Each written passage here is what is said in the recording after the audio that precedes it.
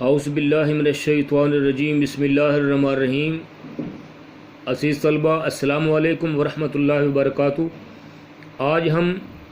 الدرس الخامس بے سورۃ الاحزاب کی آیات 36 تا 40 کا ترجمہ پڑھیں گے، تو چلیں شروع کرتے ہیں۔ اس سے پہلے کہ میں آپ کو ترجمہ کرواؤں، ان آیات کا مفہوم سماعت کیجئے۔ آج کا سبق بہت زیادہ اہم ہے، بڑی اہم باتیں ہونے والی ہیں، تو آپ کی توجہ 100% ہونی چاہیے۔ توجہ اور دھیان سے باتیں سنیے، کیونکہ ہر آیت کا دوسری کے ساتھ تعلق ہے اور بڑی اہم باتیں ہیں۔ تو چلیں شروع کرتے ہیں۔ پہلے ان آیات کا مفہوم سماعت کیجیے۔ باتیں یہ بیان ہوئی ہیں، نبی پاک صلی اللہ علیہ وسلم کے صحابہ کی تعداد 1 لاکھ سے زیادہ ہے، اور ان میں صرف ایک صحابی ہیں جن کا نام ہے حضرت زید رضی اللہ تعالیٰ عنہ۔ یہ واحد صحابی ہیں جن کا ذکر قرآن مجید میں نام لے کے کیا گیا ہے، جو آپ کے سامنے آپ کو نظر بھی آ رہا ہوگا۔ آپ کو سامنے نظر آ رہا ہے، نام جو ہے وہ لکھا ہوا، اس کو میں نے انڈر لائن کر دیا ہے، تو آپ اس کو دیکھیے۔ بڑا اہم ٹاپک ہے جس کے بارے میں بات ہونے والی، توجہ آپ کی ہر لحاظ سے چاہیے۔ حضرت زید رضی اللہ تعالیٰ عنہ رسول پاک صلی اللہ علیہ وسلم کے غلام تھے۔ حضرت زید رضی اللہ تعالیٰ عنہ کے باپ اور چچا ڈھونڈتے ڈھونڈتے نبی پاک صلی اللہ علیہ وسلم کی بارگاہ میں آ پہنچے اور اپنا بیٹا واپس لینے کا مطالبہ کیا۔ رسول پاک صلی اللہ علیہ وسلم نے فرمایا کہ زید سے پوچھ لو، اگر وہ تمہارے ساتھ جانے پر رضامند ہو جائے تو بے شک اسے واپس لے جاؤ، میں تم سے کوئی پیسہ نہیں لوں گا۔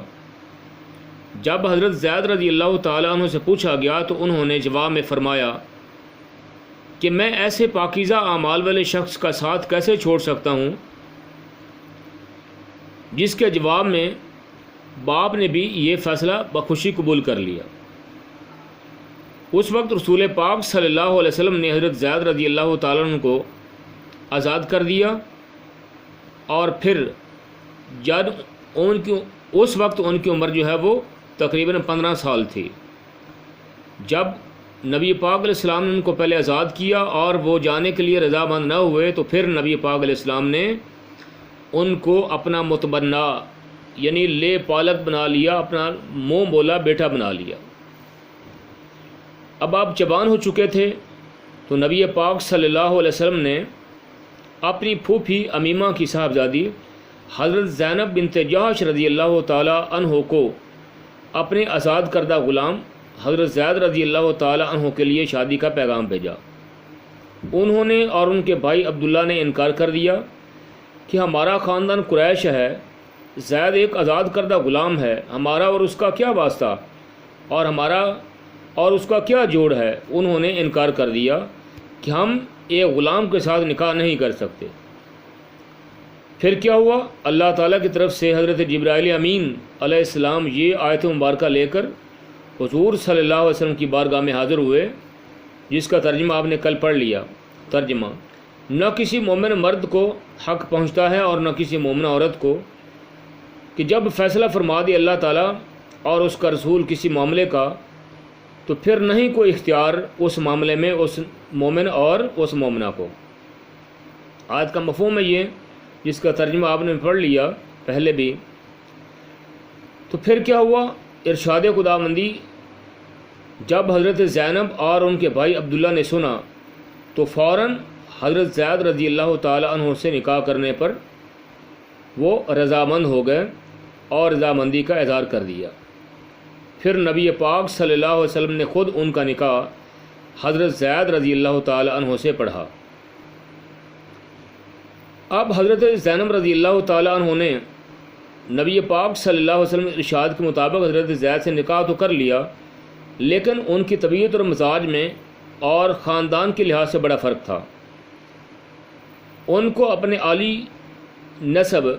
اور عالی خاندان پر بڑا فخر تھا۔ حضرت زینب کو اس وجہ سے ان کی طبیعتوں کے درمیان فرق کی وجہ سے کیا ہے کہ ان کے درمیان تلخیاں شروع ہو جاتی ہیں، اور ان کی جو خانگی زندگی ہے، گھریلو زندگی ہے، وہ بڑی عجیب ہو جاتی ہے، لڑائی جھگڑے شروع ہو جاتے ہیں۔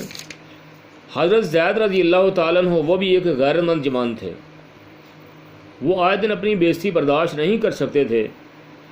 آخر کار ان کا صبر کا پیمانہ لبریز ہو جاتا ہے اور ان دونوں کے درمیان پیار و محبت کی جگہ بہت زیادہ نفرت جو ہے وہ پیدا ہو جاتی ہے۔ تو وہ سوچتے ہیں کہ طلاق کے بغیر اس الجھن کا کوئی سلجھاؤ نہیں ہو سکتا، کوئی حل نہیں ہو سکتا۔ تو کیا ہے، حضرت زید رضی اللہ تعالیٰ عنہ نبی پاک صلی اللہ علیہ وسلم کی بارگاہ میں حاضر ہوتے ہیں اور آ کر اپنی ساری کہانی سنا دیتے ہیں اور پھر طلاق دینے کا اظہار فرماتے ہیں اور حضور کی بارگاہ میں طلاق دینے کا بھی ارادہ ظاہر کرتے ہیں۔ حضور صلی اللہ علیہ وسلم کو حضرت زید رضی اللہ تعالیٰ عنہ کے اس ارادے کی بڑی زیادہ تکلیف ہوئی، تشویش ہوئی، اور آپ نے فرمایا اس معاملے میں کہ اللہ تعالیٰ سے ڈرو اور زینب کو طلاق نہ دو۔ لیکن حضرت زید رضی اللہ تعالیٰ عنہ ان کے سامنے طلاق کے سوا کوئی اور چارہ کار نظر نہیں آ رہا ہوتا۔ آخر کا کیا ہوتا ہے کہ وہ طلاق دے دیتے ہیں۔ اللہ تعالیٰ حضور صلی اللہ علیہ وسلم کو اس بات کی پہلے ہی ارشاد فرما چکے ہوتے ہیں اللہ تعالیٰ کی طرف سے کہ حضرت زید رضی اللہ تعالیٰ عنہ حضرت زینب کو طلاق دے دیں گے اور آپ صلی اللہ علیہ وسلم خود ان سے نکاح کریں گے۔ یہ علم ہونے کے باوجود رسول پاک صلی اللہ علیہ وسلم حضرت زید رضی اللہ تعالیٰ عنہ کو طلاق دینے سے منع فرما رہے ہیں۔ اس پر اللہ تعالیٰ نے فرمایا کہ آپ صلی اللہ علیہ وسلم اپنے دل میں وہ بات بھی چھپائے ہوئے ہیں جس کو خدا ظاہر کرنے والا تھا۔ مطلب یہ ہے کہ آپ جانتے تھے کہ زید جو ہیں وہ طلاق دے گیں اور اللہ کے حکم سے مجھے خود حضرت زینب سے نکاح کرنا پڑے گا، یہ بات آپ جانتے ہیں۔ اس کے باوجود شاید آپ اخلاقی لحاظ کا مظاہرہ کر رہے ہیں اور آپ فرما رہے ہیں کہ زید خدا سے ڈرو اور ان کو طلاق نہ دے۔ لیکن آخر کر کیا ہوتا ہے کہ وہی کہ طلاق ہو جاتی ہے اور اللہ تعالیٰ کے حکم سے خود نبی پاک علیہ السلام جو ہیں حضرت زینب سے نکاح کر لیتے ہیں۔ لیکن معاملہ کیا تھا؟ عربوں کے اندر ایک روایت تھا کہ جسے متبنہ بنا لیا جاتا، اپنا لے پالک بیٹا یا منہ بولا بیٹا بنا لیا جاتا، اسے حقیقی بیٹے جیسے ہی حقوق دے دیے جاتے تھے، اور لے پالک بیٹے کی متعلقہ سے، یعنی لے پالک بیٹا اگر کسی عورت کو طلاق دے دیتا تو اس عورت سے اس لے پالک بیٹے کا جو منہ بولا باپ ہے اس کا شادی کرنا اور نکاح کرنا حرام سمجھا جاتا تھا۔ اس لیے آپ صلی اللہ علیہ وسلم کافروں کے طعنوں سے ڈرتے تھے، جس پر اللہ تعالیٰ نے فرمایا کہ آپ صلی اللہ علیہ وسلم لوگوں سے اندیشہ نہ کریں، لوگوں سے نہ ڈریں اور اللہ تعالیٰ سے ڈریں اور لوگوں کے طعنوں کی فکر نہ کریں۔ آخر کار حضرت زید رضی اللہ تعالیٰ عنہ اپنی طلاق دینے کی خواہش پوری کر لیتے ہیں اور حضور صلی اللہ علیہ وسلم جو ہیں وہ خود حضرت زینب سے نکاح کر لیتے ہیں، اور اس طریقے سے اس پرانی رسم کا کلا کما ہو جاتا ہے کہ متبنہ اور لے پالک بیٹے کی متعلقہ سے شادی نہیں ہو سکتی، لہذا اس کا کلا کما ہو جاتا ہے اس غلط رسم کا، اور اس کو ختم کر دیا جاتا ہے۔ اگر حضور صلی اللہ علیہ وسلم بنفس نفیس اس جاہلانہ رسم کا خاتمہ نہ کرتے تو کوئی اور شخص اس رسم کو ختم کرنے کی جرت نہیں کر سکتا تھا۔ عزیز طلبہ، اس کے بعد پھر جب معاملہ کیا ہوتا ہے کہ جب حضور صلی اللہ علیہ وآلہ وسلم خود حضرت زینب سے نکاح کر لیتے ہیں تو ایک طوفان کھڑا ہو جاتا ہے۔ کیا ہوتا ہے کہ ہر طرف سے بد باطن یہودی، کافر اور منافقین بہت زیادہ الزام تراشیاں جو ہے وہ شروع کر دیتے ہیں اور کہتے ہیں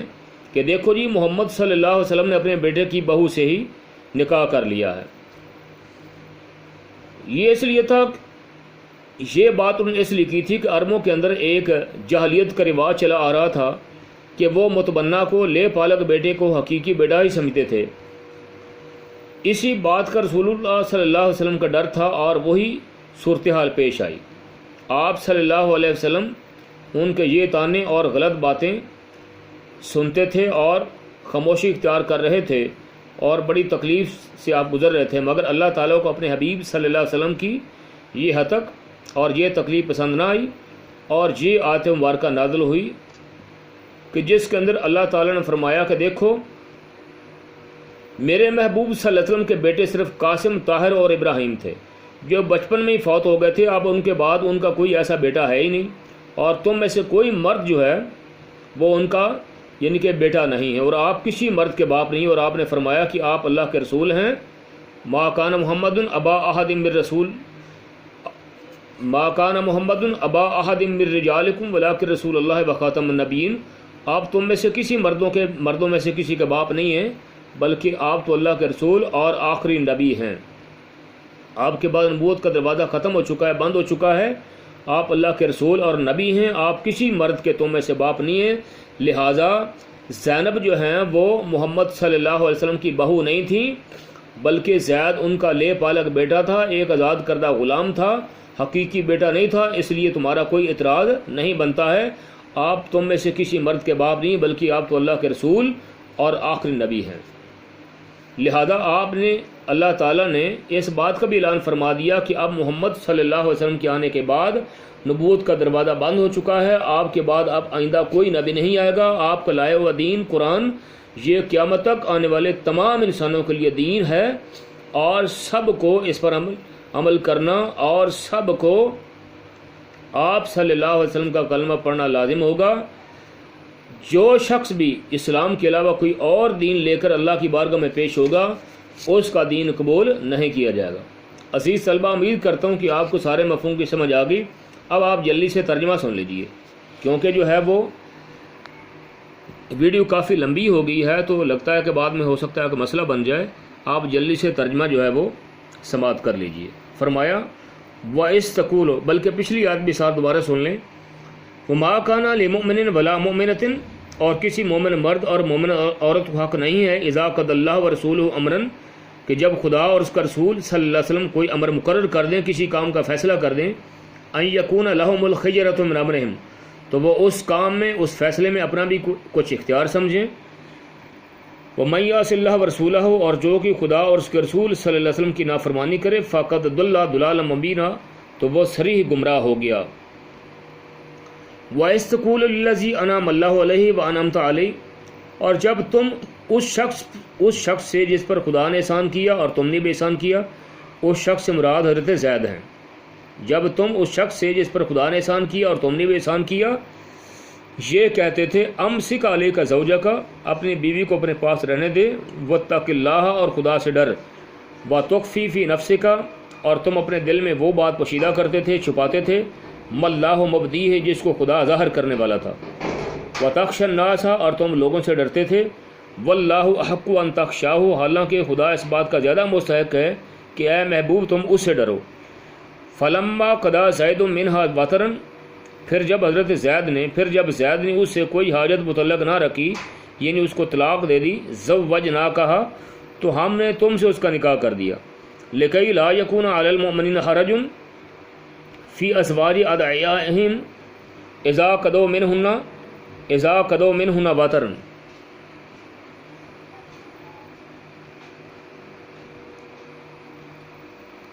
تاکہ مومنوں کے لیے ان کے منہ بلے بیٹوں کی بیویوں کے ساتھ نکاح کرنے کے بارے میں جب وہ ان سے اپنی حاجت متعلق نہ رکھیں، یعنی طلاق دے دیں، تو کچھ بھی تنگی نہ رہے۔ وَكَانَ أَمْرُ اللَّهِ مَفْعُولًا، اور خدا کا حکم واقع ہو کر رہنے والا تھا۔ مَا كَانَ عَلَى النَّبِيِّ مِنْ حَرَجٍ فِيمَا، پیغمبر صلی اللہ علیہ وسلم پر اس کام میں کچھ تنگی نہیں، فرض اللہ لہ، جو خدا نے ان کے لیے مقرر کر دیا، سنت اللہ فی الذین خلو من قبل، اور جو لوگ پہلے گزر چکے ہیں ان میں بھی خدا کا یہی دستور رہا ہے، وکان امر اللہ قدرا مقدورا، اور خدا کا حکم ٹھہر چکا ہے، الذین یبلغون رسالات اللہ، اور جو خدا کے پیغام جوں کہ توں پہنچاتے ہیں، یعنی سچ پہنچاتے ہیں، ویخشونہ، اور اس سے ڈرتے ہیں، ولا یخشون احدا الا اللہ، اور خدا کے سوا کسی سے نہیں ڈرتے، وکفی باللہ حسیبا، اور خدا ہی حساب کرنے کو کافی ہے۔ ما کان محمد ابا احد من رجالکم، محمد صلی اللہ علیہ وسلم تمہارے مردوں میں سے کسی کے والد نہیں ہیں، ولکن رسول اللہ، بلکہ خدا کے پیغمبر ہیں، وخاتم النبیین، اور نبیوں کی نبوت کی مہر، یعنی مہر نبوت ہیں، یعنی اس کو نبوت کو ختم کر دینے والے ہیں، وکان اللہ بکل شیء علیما، اور خدا ہر چیز سے واقف ہے۔ عزیز طلبہ، آج کا ہمارا مفہوم اور آیات کا ترجمہ پورا ہوا، ویڈیو کافی لینتھی ہو گئی ہے، لیکن میں امید کرتا ہوں کہ آپ کو ساری باتیں سمجھ آ چکی ہوگی۔ ان 5 آیات کا ترجمہ آپ نے اچھے طریقے سے یاد کر لینا ہے، اور برائے مہربانی میرے اس چینل کو سبسکرائب بھی کر دیں۔ وما علیہ الا البلاغ المبین۔